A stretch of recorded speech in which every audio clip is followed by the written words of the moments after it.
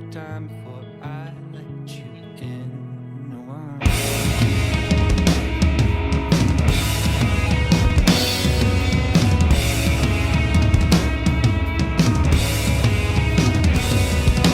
Hi everyone, my name is Ariel Pitre Young. I am the former station manager of KVRX, current DJ on hiatus.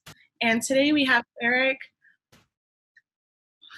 I am so nervous right now. Eric Miko Finley Yeah. of Seahaven. And so we're really lucky to have him. And today I'm going to ask him some questions and see what's up. Hi, everybody. Thanks, Ariel. Yeah, of course. So my first question for you is, how did you first get into drumming? Ooh, the shortest story is I was the original bassist in Seahaven, and this was like earlier in our career, like 2010, when our first EP Ghost came out, and I was the bass player, and our drummer had to leave. He did the whole got married, moved to Hawaii to surf all day kind of thing, and we needed a drummer. And I had always had like kind of a nag for drums. It always been like my second instrument because I grew up playing guitar and bass and all that. But I kind of felt like I could do it. And I remember like mentioning it to the guys, and it was like easily brushed off like, no, no, no, like we need a real drummer. And I agreed with them. And what we did was we went out on either maybe it was MySpace at the time. That was so long ago. But we sent out like a thing like, hey, we're looking for a drummer. If you're down, send us a video playing a song and we'll take it from there. And I remember months going by watching like a few videos come in and just sitting back and being like, I think I can do this. Like I can smoke these kids. And mind you, this was like a decade ago, but I actually filmed a video of myself playing it like behind the band's back, like didn't tell them I was doing it. Mm-hmm. I sent the video to the actual drummer, our old drummer, James, and I was like, hey, did I do okay? And he responded to me saying, like, bro, you nailed it. And I submitted my own drumming video to my own band, just, play by the book and not, not have them play favorites or anything. And everybody was like kind of taken back, like, oh shit, like with some work, this could happen. And that's kind of how I entered into Seahaven playing the drums. Was I submitted a video to my own band, and it kind of went from there. And 10 years later, here we go.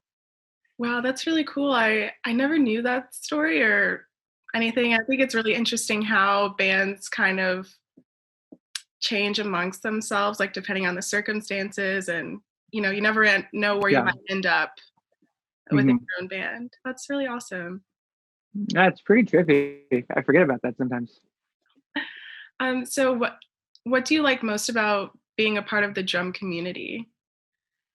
Oh, there's so many things. It's hard to find a few. I'd say probably the biggest thing is how supportive other drummers are of other drummers. It's like, obviously there's like competitive aspects of the field depending on what you do. But in like the touring community and in like the thing I'd consider myself in, like not school, I guess you could say, everybody's really supportive and like wanting to help each other and wanting to teach each other other things. And I've learned this firsthand where you'd start a tour off, and it's always like a week or two of like getting to know everybody and getting to know on a first name basis and, becoming friends and family with these people. And every tour, no matter what, the drummers would always just click up. It was just kind of a thing. Not saying the singers wouldn't or the guitarists wouldn't, but for me, the drummers would always just get together, always, because you're like in the green room or something and you're looking around and everybody's just kind of hanging out. The drummers are just sitting there on their practice pads and you just kind of start talking to each other. So it's in like easy like entrance into conversation, and drummers are cool people. So we'd always hit it off. And I love touring with other drummers because I always take something away from watching them and talking to them every night about technique or, oh, how do you do this? What do you think of that? And it's like so invigorating. And I'd say that's probably my favorite part about the drum community is just how friendly everybody is and how eager everyone is to like help one another and expand the craft, because drumming is like a privilege, Mm-hmm. And I think it's nice that everybody just wants to help elevate each other. I Yeah. hope that answers your question. Yeah, that was a really great response. I Yeah, think thank it's really you. important, like how much we can all learn from each other. I've never been able to pick up on percussion at all. Like, I just don't know if it's my thing, but it's awesome to see other people like help each other and learn and grow. And you take away so much from that as well. Those are very meaningful and worthwhile connections after the Hmm. are over. Yeah, absolutely. I miss it so much. Mhm. One day, one day. I know. We're almost there. Yes. So I also read that you're very appreciative of all music genres, even though they're like everywhere and blurry. But what are some of the different styles that you draw from in your work? Ooh, I'm one of those that really does like everything. Mhm. Um, it's kind of hard though at times because I have such like an eclectic palette. And I'm not saying like my music taste is the best by any means, but it's hard for me to share music I like with my closest friends because nobody relates to it or nobody likes it. Like a lot of the music I listen to is kind of kept in my own little brain, and that's fun. But at times when like an artist is like coming through town, and I'm like, who do I call to go with me to see this? But I like everything from just rock. I love hip hop.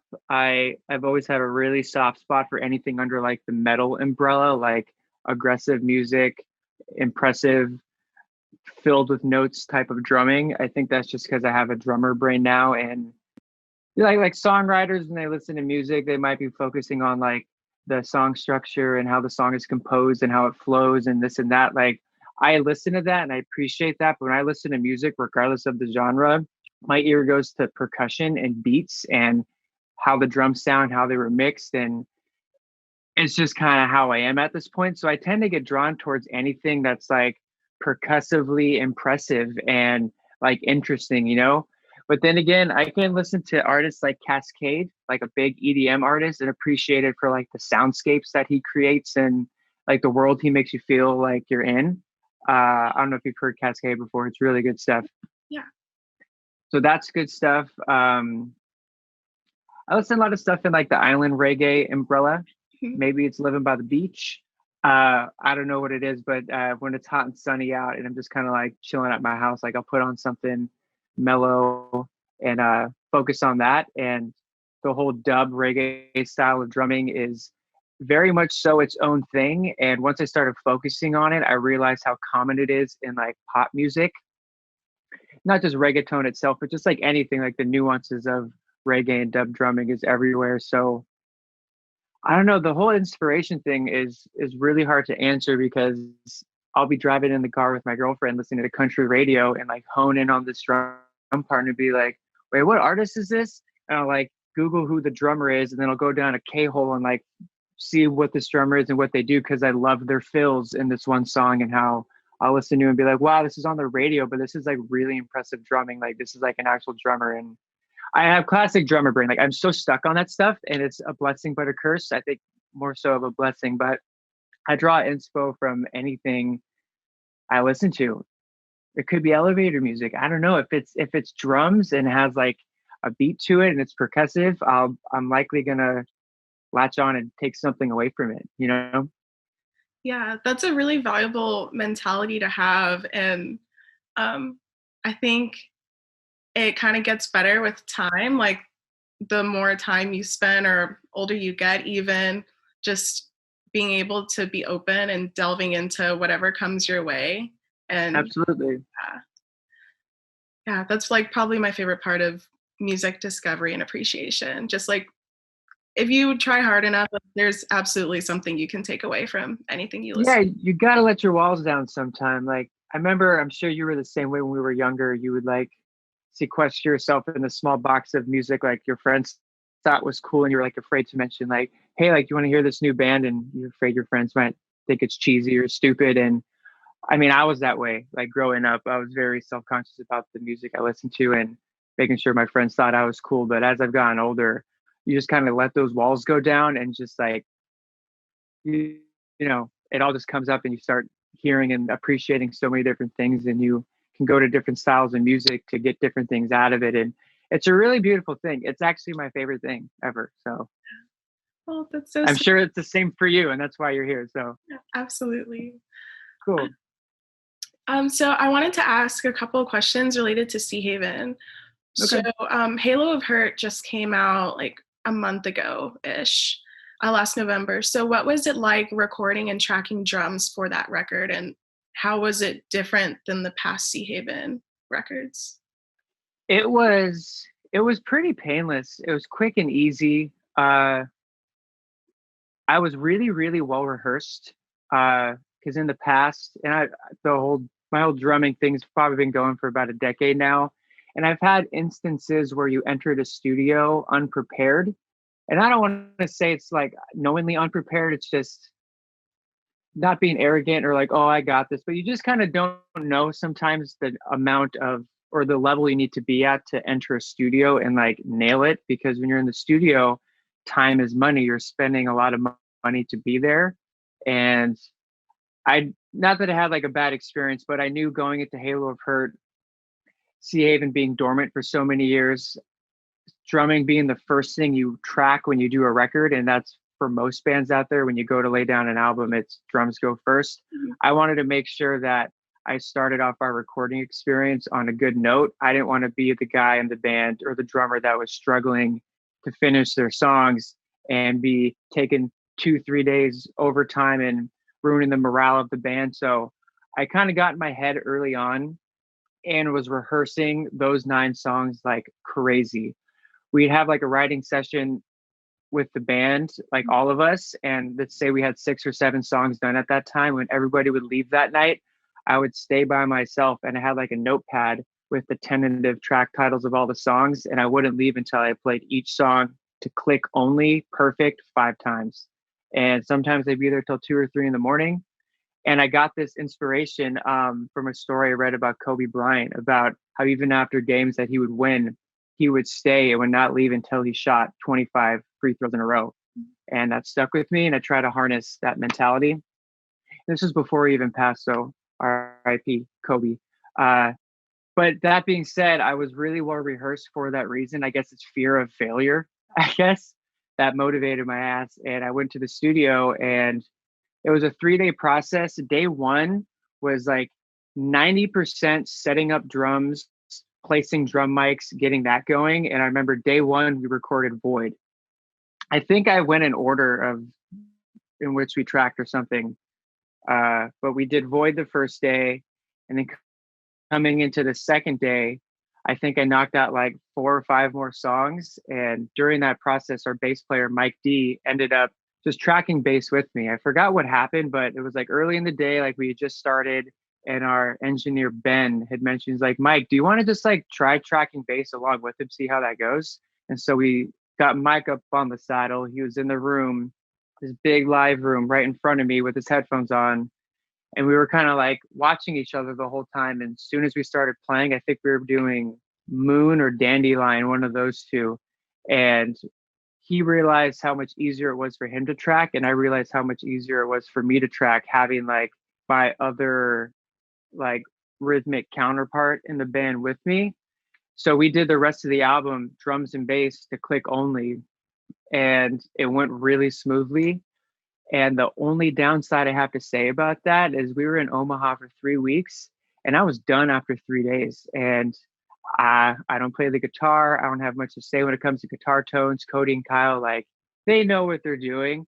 So it's just a lot of sitting back, and it was really fun. But I was like eager and itching to like do something besides just like sit and listen. And as fun as it was, like, it was a great time, don't get me wrong. But I mean, there's no other way to go about it, but I wish, I guess, I took longer so I could have enjoyed being in the hot seat more, because recording is so fun. There's some pressure behind it, but I think being prepared and well rehearsed and like executing it well as I was going, I was like, it's like such a high, I can't explain. It's different than being on stage, like being in the studio where things are getting recorded and it's going to go on a CD or a vinyl or into the internet ether forever to be heard. There's some excitement about that, but that's how the drum tracking process went. But we were there for 3 weeks. A lot of time was spent on toying with like guitar sounds and pedal settings, which is kind of a fun creative thing to do on the fly.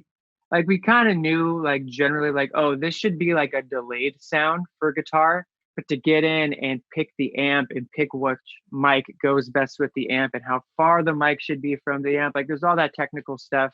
And then messing with pedal settings, it was really interesting as a drummer, at least to like watch my band members like be in their zone, like in their hot seat, you know? So it was a really fun 3 weeks. I really missed it. And it was actually when we got home from that trip, the world shut down from quarantine like immediately when we got home.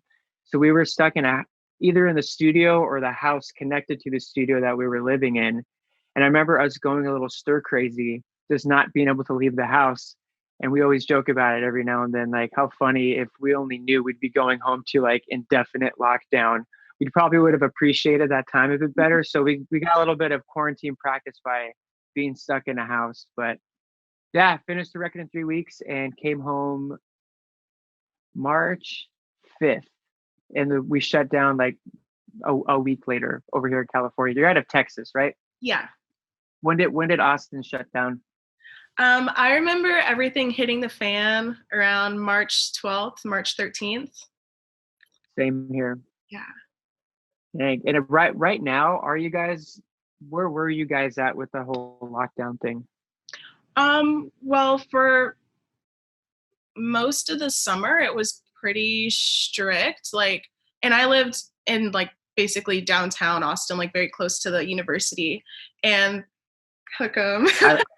I love it. That's my favorite part of Texas.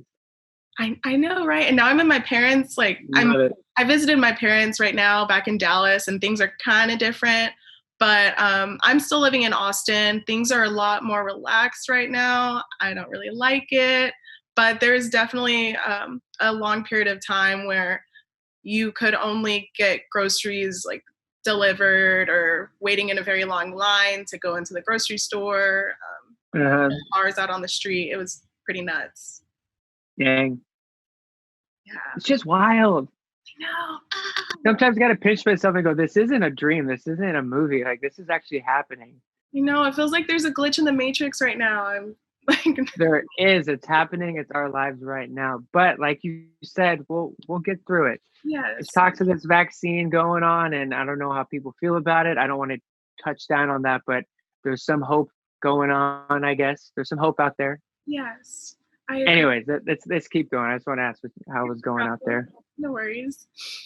So you mentioned the break between Seahaven albums from Reverie Lagoon to Halo of Hurt. So how did you spend your time during that hiatus, per se? As far as like drumming related, like, yeah. Oh, I was just going to go over all of it. But as far as drumming goes, there was like about a year of darkness, and it came from partial sadness of the band kind of taking a break. And I want to clarify, like, we didn't break up by any means. We just kind of hit a wall in the writing process, and there was certain pressures coming from different areas. And we kind of decided to like set it down for a second, like let's step back and take a breather.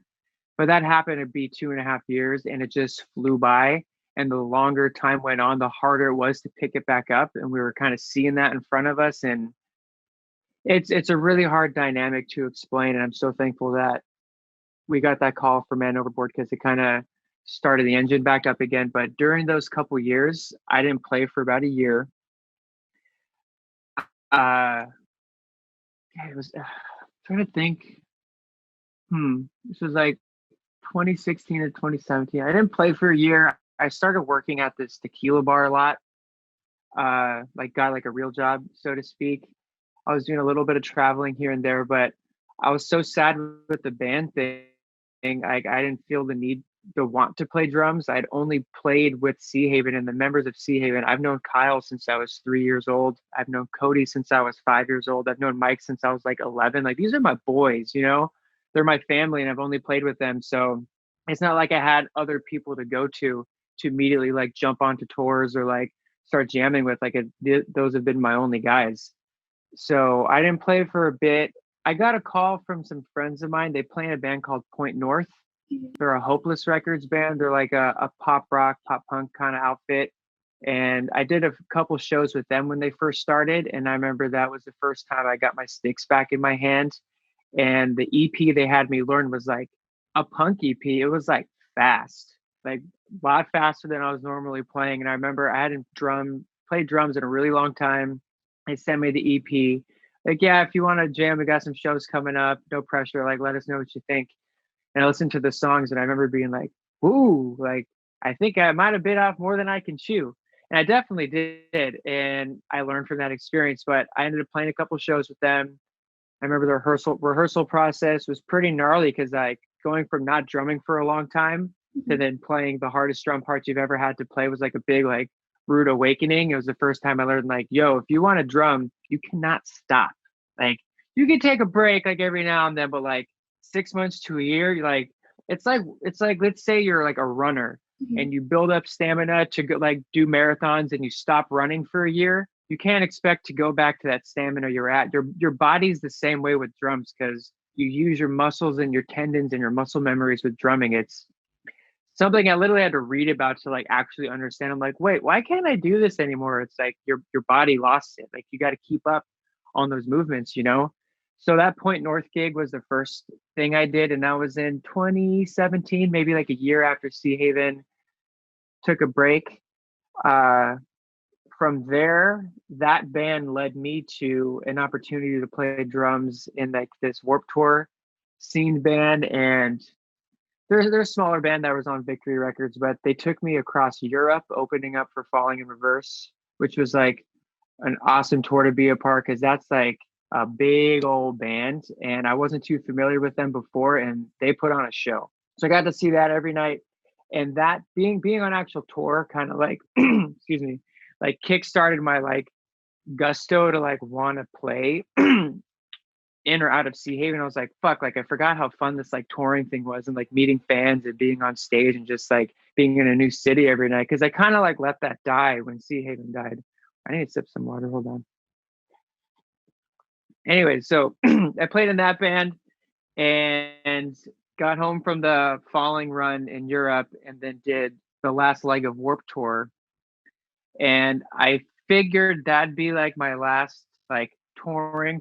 Like I like to be real in my life. Like I don't sit here and go like, oh, wow, I'm gonna be like the next Travis Barker, biggest drummer on the planet. Like I don't, not even close. I like to appreciate what I have and understand that this could be the end. And you know, it's just kind of how I like to look at life. It's not sad, but I want to appreciate the moments that I have in my life and understand that if that is the moment, I need to, you know, take it for what it is. So did the Warped Tour thing. And right as that contract with that band was ending, we got an email from the guys at Man Overboard saying, hey, Seahaven, and they're good friends of ours, like, hey guys, we know it's been a while, but we're doing some like 10-year anniversary shows at the end of the year. Like, do you guys want to play? I'm getting the chills thinking about it right now because I remember it was like a big moment. And I was like, uh-oh, this is it. Okay. I remember bouncing it off the guys in the band and everybody was really hesitant for a good reason. Like it'd been so long, it's really hard to just pick it back up. And I remember being the guy that was like really driving it, like really pushing on, like, let's do it. And we got to the point where we got on a phone call with our booking agent. His name's Merrick. We've been with him since the beginning and he was 100% for it. He was kind of laughing. He's like, guys, like you've been doing nothing for a couple of years. It's like, you're getting a chance to like go see some homies and play some shows, like go fucking do it. And we did just that. And it was amazing. We flew to the East Coast, opened up or supported Mano for a few shows and the crowd was still there. We got to feel what it was like to be back on stage and it was just as sweet, if not sweeter than what I remembered at least. And because we had been rehearsing for the shows with Mano, we decided let's do some shows back home in LA. So we did the Mano shows, came home, and we did a show in downtown LA and then a show out in Pomona. And in my opinion, they're some of the better headlining shows we had ever done. For being silent for so many years, I was really nervous. I was like, are people going to come out?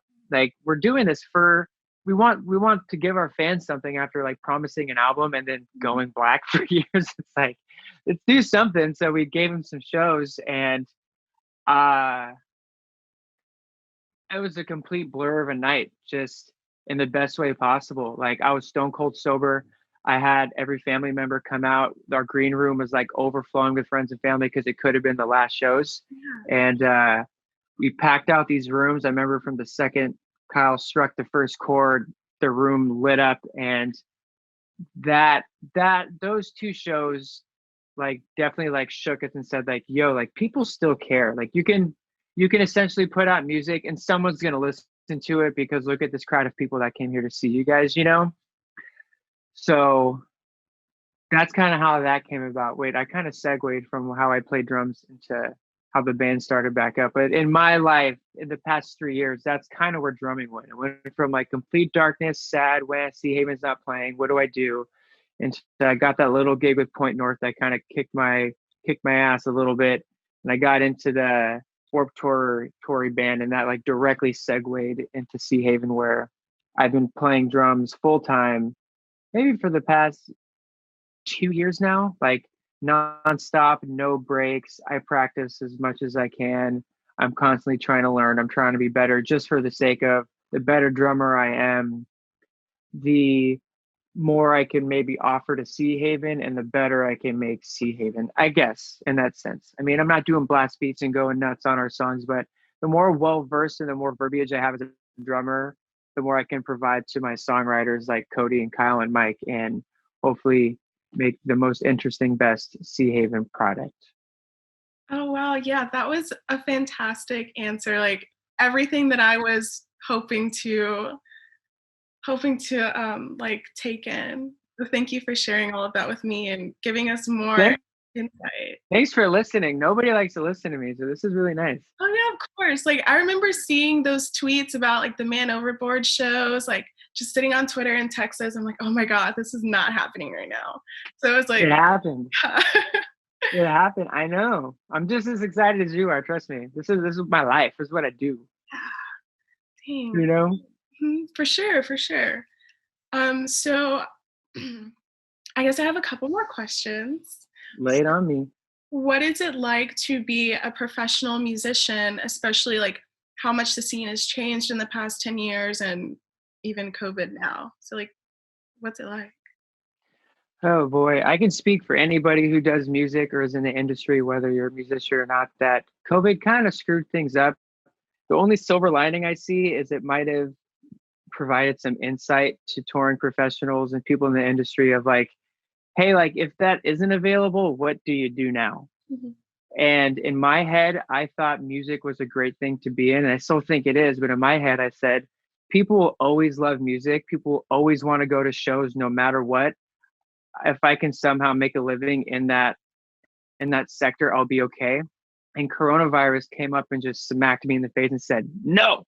So the only silver lining of the COVID stuff, I think, is find something else you can do, at least in the meantime. But being a professional musician, it's a labor of love for a lot of people. I feel like it's not like you go to school and you get a PhD and you become a doctor and then you're in your practice and you're like, I'm a doctor now. Here's my credits for it. Here's my credentials. I now make money. It's like you can go to school to Berklee College of Music and get a degree in drums. It doesn't mean you're going to get a gig, and it doesn't mean you're going to get a paying gig. So when it comes to like a career in this kind of thing, you really have to love it more than you love making money. If they come together and if you can make a living, that'd be great. I'm sure most of us out there don't want or ask for fast cars and big houses. I think we just want our bills paid and to live moderately comfortable. You know, that's kind of the dream, and to like play music and do that. But one of the hard parts is just competitiveness Mm. in music. And I don't mean like how I mentioned earlier, how the drumming community is not competitive. I mean, there are so many people out there that are just as qualified, if not more qualified for a gig than you are. And it's all up to like how you stand out or why someone would want you more than the other. I've heard plenty of stories of how drummers got auditions to like go in for a gig, and one drummer was much more highly capable than another, but the lesser playing wise drummer was just a better personality and had a better look, so to speak. And that's why they got in the door.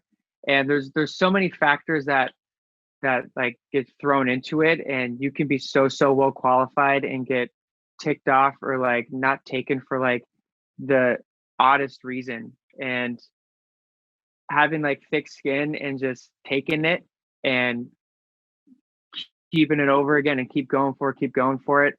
Because if you're going to get upset if you don't get a call back for something, you're not going to last very long, I feel like. And it's all and like I said, it's a labor of love. Like, you really got to love this shit.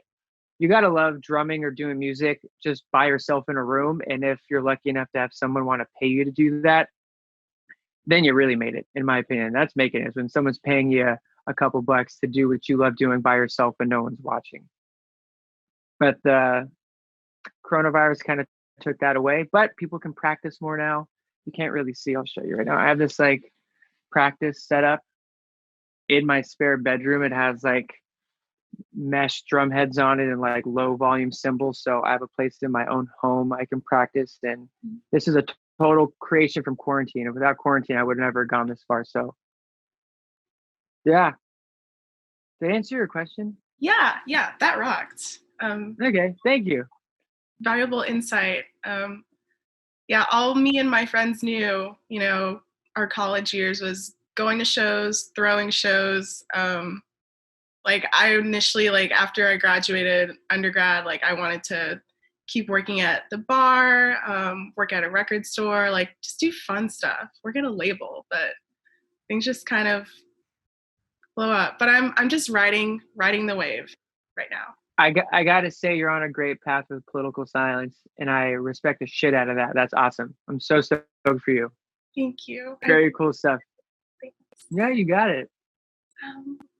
Well, my last question for you is, what are you looking forward to in the future? It can be anything. In the future,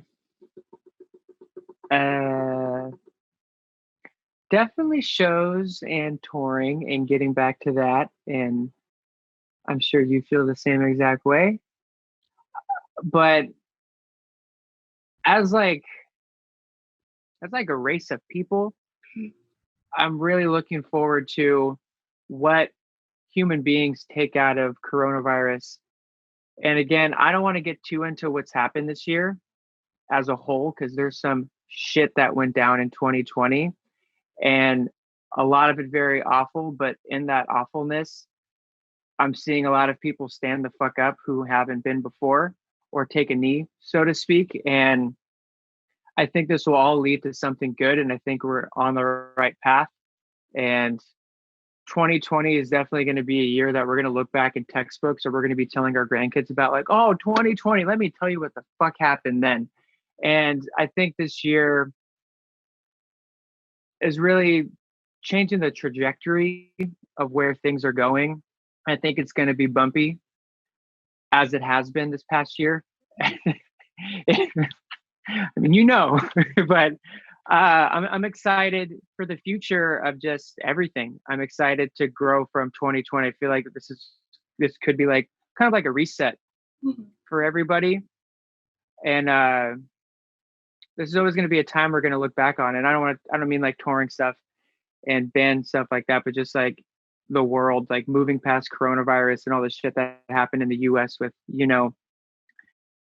I'm excited to see where the world's going to go. And I think it's going to a better place, and we're going to take a lot and learn from this crazy year that we've had.